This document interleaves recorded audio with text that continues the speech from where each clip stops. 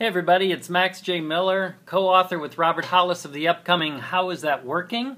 A book's coming out in October, if you haven't heard me say that already.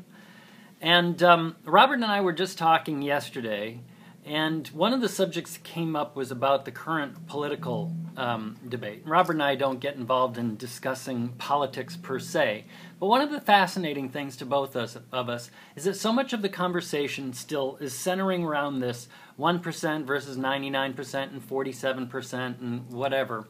And the conversation is so fascinating because it's almost as though people seem to think, or at least the media wants us to think, that our own personal economic future hangs on the outcome of this presidential election. That would have us be such victims. And what Robert is saying, if nothing else, in this book, is that you don't have to be a victim, that there are ways to improve your financial future. Now, let's ask this basic question. What's the fundamental difference between the 1%ers and the 99%ers?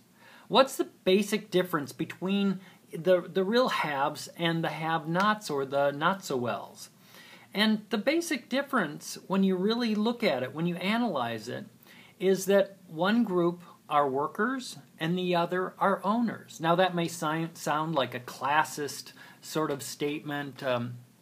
Please don't get me wrong about any of this, but it's a simple fact that the people who are best off economically are people who make their income from owning assets, stocks, companies, businesses. That's just a fact. In fact, the entire tax code is very, very much in their favor. The capital gains rate is half of what it's almost a third of what the top marginal tax rate is, personal income tax rate. So the system is, as it were, rigged on behalf of the owners. But when you ask somebody about, and Robert considers himself an entrepreneurial evangelist, right? So he's talking to people all the time about the prospect of owning their own business, running their own business, being in business for themselves, following their dreams.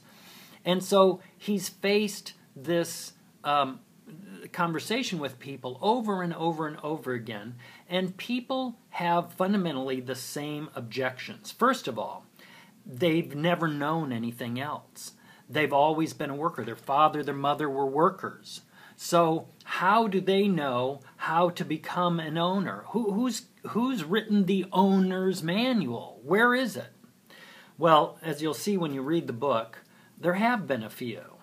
A number of very, very successful people over the years have put their wisdom on how to be an owner, how to be an economic mover and shaker in life, in books. Some of them, one of the really famous ones, of course, is Think and Grow Rich.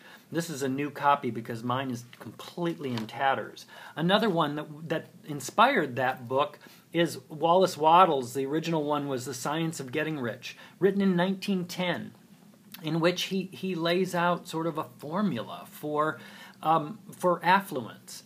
So it's not as though these haven't been around.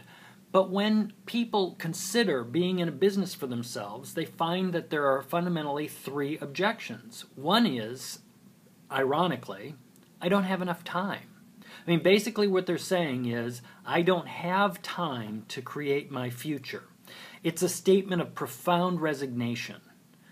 And so the fact of the matter is we all have the same amount of time, and some people make that migration from the land of the 99%, so to speak, to the land of the 1%, and some don't.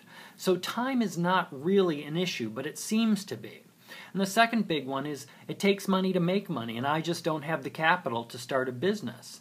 But again, that is a statement of resignation, and in fact, many, many people have made the move, and one of the tenets of capitalism is the money is there behind a good idea. So, you don't need money of your own necessarily. If you got a good idea, you've got a good direction, and you've got something that makes for a business model, you can raise capital. Anyway, So that's the second objection. And the third objection is, I don't know how. You know, like I said, I don't have an owner's manual. I've never run a business before. I don't know what's involved. Well, here's the really crazy thing. None of those three objections really makes the difference. You want to know what actually, based on all of the biographies I've read of very, very successful business people, certainly Robert included, you want to know what improves your odds and your chances dramatically of moving from the 99% category towards the 1% category. What increases your odds and makes all the difference. You're going to have to tune in tomorrow, and I'll share that secret with you. Thanks for tuning in. Bye-bye.